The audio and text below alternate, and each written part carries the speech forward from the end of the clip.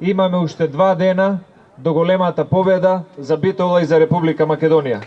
Сите ние заедно, како народ, како граѓани, издржавме 2 тешки години на наметната криза, криза која што му пречеше на секој граѓанин, без разлика на политичката определба, криза која што ни забави 2 години од развојот и од проектите кои што ги работевме и ќе продолжиме да ги работиме.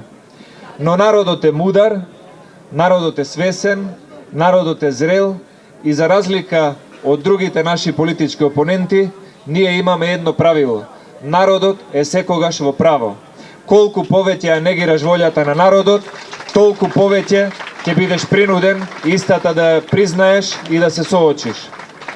Тука во Битола очекувам да направиме еден голем историски резултат, затоа што овие избори не се избори што ќе го определат животот и иднината на Македонија во следните 4 години.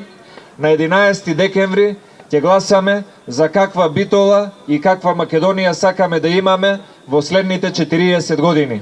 А ние сакаме една, унитарна, сплотена, напредна и развиена Република Македонија.